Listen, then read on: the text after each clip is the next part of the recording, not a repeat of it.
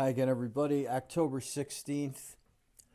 I'm going to take a look at this Astro Excel chart this morning. I normally don't show this on a 4-minute chart, but I'm going to put it out here today. So you can notice that I've darkened up the blue line and the green line.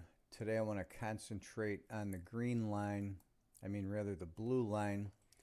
I want to take a look at the peaks and valleys in the blue line to show how they identify these important intraday pivots. So if you look at where I have the blue vertical lines on the chart, I've marked the peaks and valleys of the blue line. Notice the blue line peaked here. We hit this pivot high. The next peak or valley was right here, and we hit this low. Moving up again, we just missed the low at the peak. It came in just before the peak. Then we had this low here, which was just a minor low in there. Now what happened, the blue line went up and then it leveled out and flattened around zero here.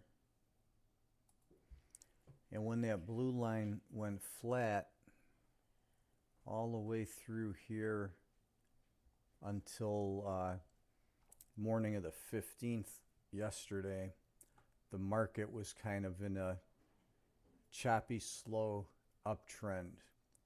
So when we have directional force on the blue line, the market also is traveling with that force. When that force vanishes or becomes almost zero, like it is bouncing around the zero line here, the market starts to chop, and it had the slight bias to the upside.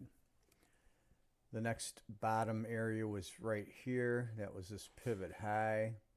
We got to move up to a peak here. That was the pivot low.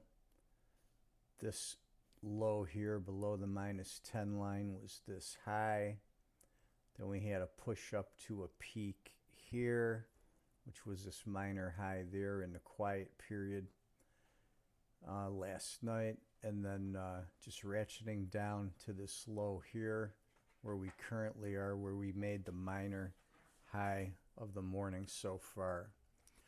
So these are really good potential trading points when you zero in on them. On the weekly updates that I put on, I'm just giving these off the hourly chart, so you only see them on that 60-minute frame. If you look at that dialed in on the 4-minute, these will really give you good intraday pivot points.